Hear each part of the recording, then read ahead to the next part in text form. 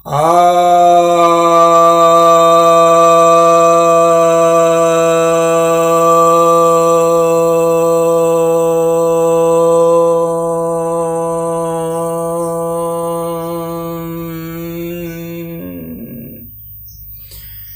सभी भक्तजनों को सप्रेम नमन।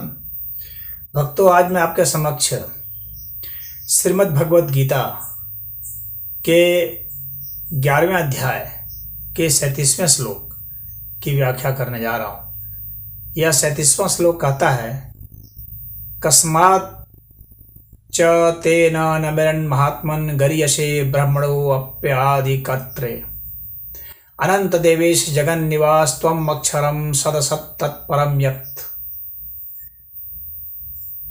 अर्थात अर्जुन कह रहे हैं कि हे महात्मन,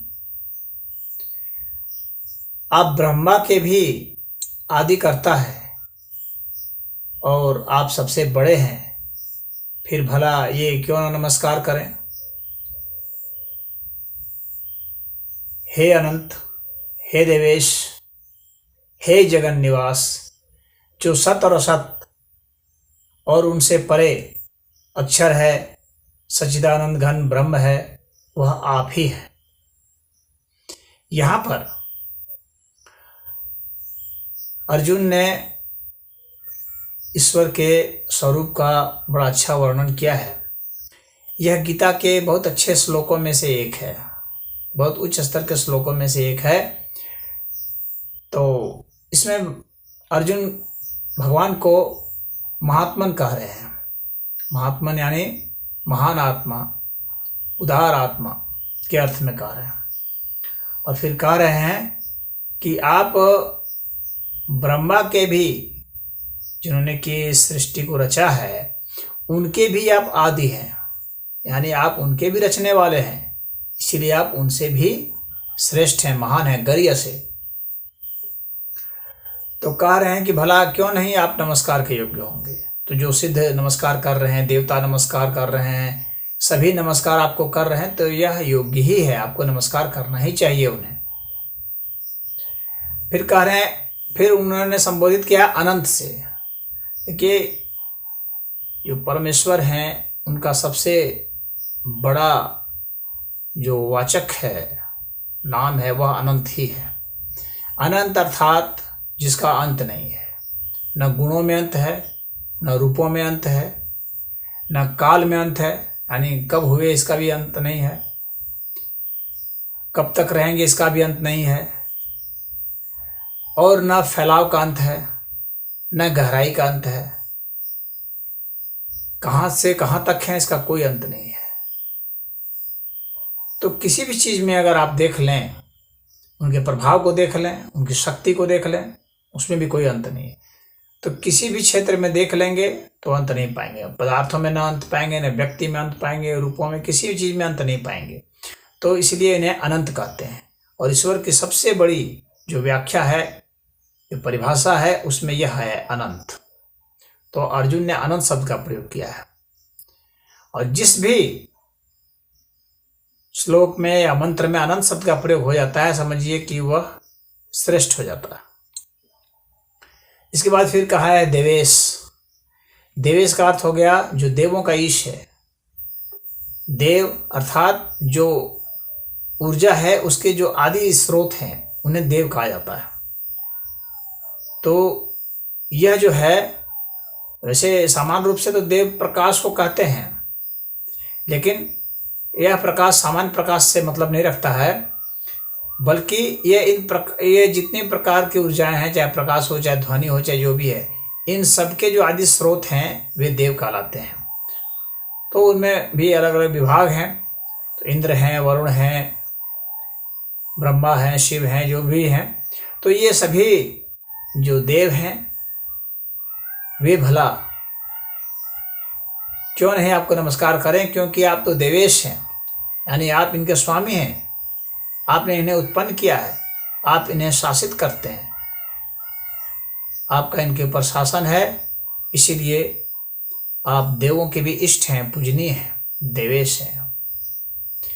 जगन निवास, इस शब्द का प्रयोग हुआ है।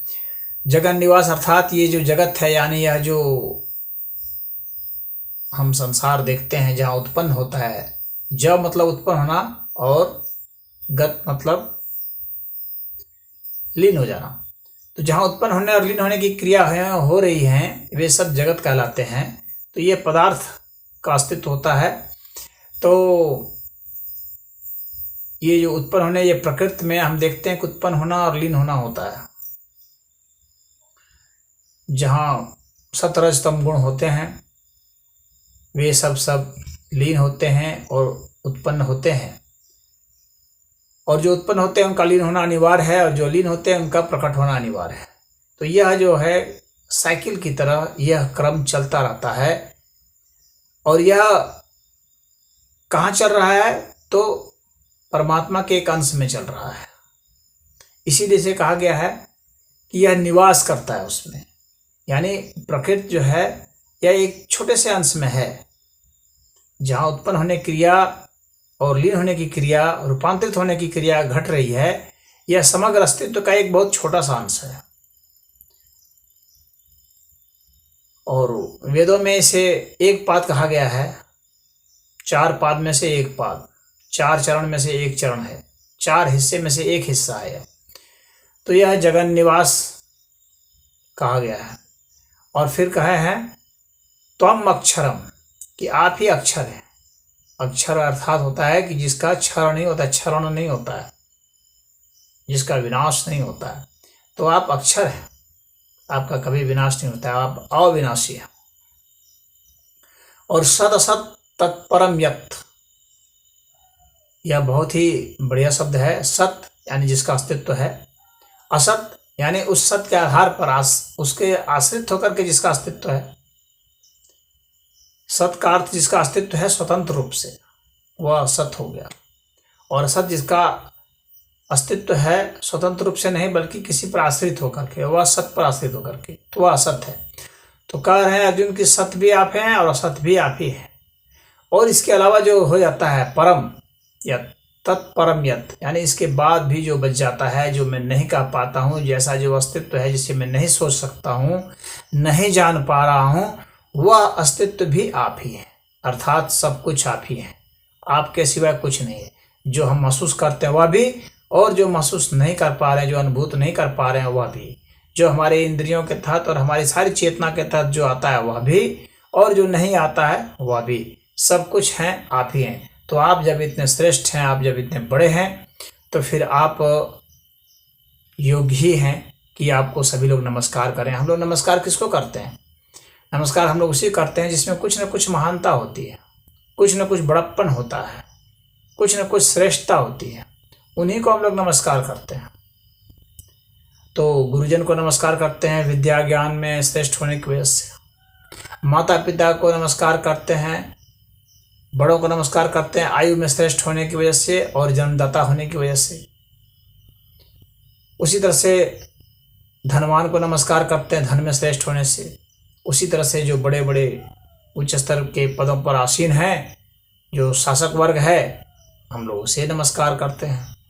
यानी जो किसी न किसी अर्थ में श्रेष्ठ है, बड़ा है, और वैसे गुणों में श्रेष्ठ है जिन गुणों की आराधना होती है, जो गुण अच्छे माने जाते हैं, सकारात्मक माने जाते हैं, जो हमारे जीवन के लिए महत्वपूर्ण हैं। तो ऐसे गुणों में जो श्रेष्ठ होते हैं उनको नमस्कार किया जाता है।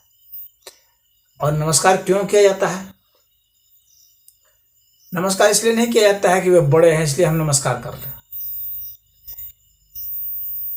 बड़े हैं तो अपनी जगह है, छोटे हैं हम तो अपनी जगह है। फिर नमस्कार का क्या मतलब?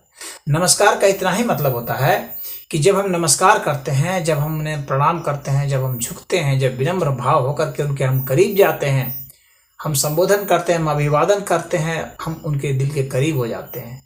और हम उन्हें एक आदर्श स्थिति में रखते हैं, और हम यह समझते हैं कि हम जो है उनके गुणों को अपने में ढालें, आचरण करें, हम उनके जैसा हो सकें, कुछ न कुछ अंश में हो सकें, हम उनकी तरफ बढ़ सकें। यानी वे हमारे लिए एक मॉडल होते हैं। तो हम उन गुणों को अपने में ढालने के लिए नमस्कार करते हैं।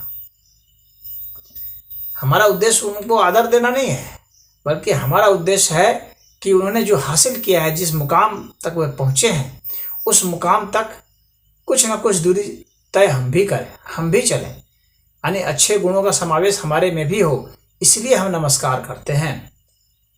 तो इसलिए यहाँ पर नमस्कार का यह महत्व दिया गया है और इसमें बार बार इस श्लोक में बताया गया है कि नमस्कार क्यों करें आपको। तो इसलिए करें कि आप आदि देव हैं, आप पिता हैं सबके, आप अनंत हैं, आप महात्मा हैं, आप उदार हैं, आप में सब निवास करते हैं, आप सभी देवताओं के ईश्वर हैं, आप अविनाशी हैं और आप सत हैं, आप भी असत हैं और सत और असत इन सबसे परे हैं। तो इतने जो श्रेष्ठतम गुण संभव हैं वे सब आप में हैं। तो भला आपके सिवाय कौन नमस्कार करने के योग्य है? आपके समक्ष और कौन है जिससे नमस्कार किया जाए?